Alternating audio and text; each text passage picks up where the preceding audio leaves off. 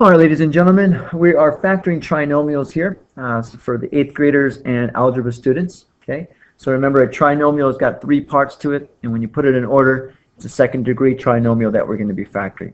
Now this is something a little bit new, and you might feel like this person first off just thinking about the problems, but hopefully you can follow along and you'll feel a little bit more like that guy right there. All right, so let's take a look at this video.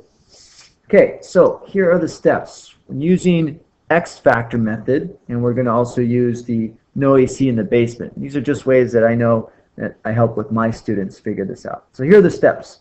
Step number 1, put the trinomial in the proper descending order. So if I take a look at this trinomial, it's not in the right order. This one should be first, second, and third. So I write that just like that. Okay. Next step.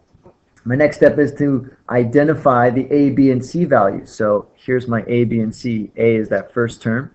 B is the second term, the coefficient, and C is the constant at the end. Step number 3 is to use no AC in the basement.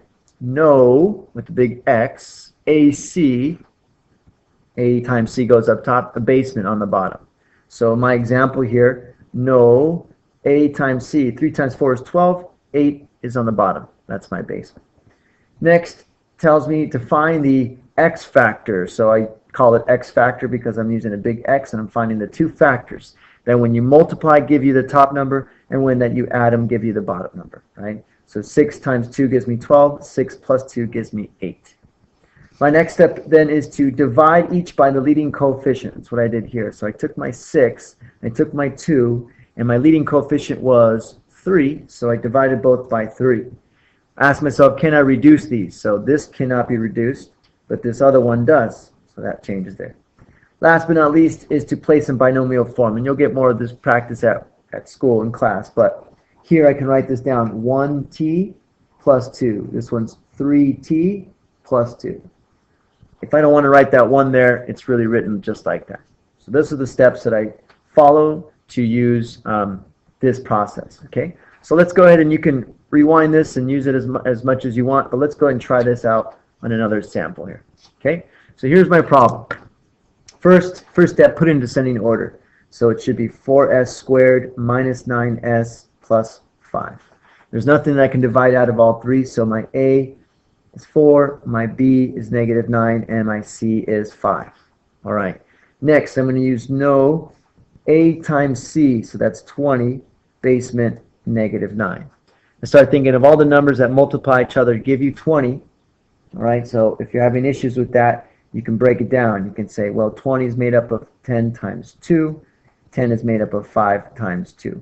So I'm going to use these processes here. I can either use 5, 2, 2. So right off the bat, I can kind of see where I'm going here. I'm going to say, it's positive up here means the same sign. Negative here. So negative and a negative. Negative times a negative gives you positive, and when you add them, gives you more negatives. So I'm going to say this is 5 and 4. And you can reverse these, it doesn't matter. Okay? So here's my 4, there's my 5, times it together gives me 20. All right, so next step is then to divide by the leading coefficient. The leading coefficient happens to be 4. So I'm going to divide by 4, divide by 4. This one doesn't change. This one changes to negative 1 over 1. Okay? From there, I can now write my binomials. This one is going to turn into, watch me here, I have s as my variable, so it's 4s minus 5. This one is going to be 1s minus 1. You can also write this just 4s minus 5 times s minus 1. And so that's one way that you can factor trinomials. Look for part 2 for slightly different variations of that.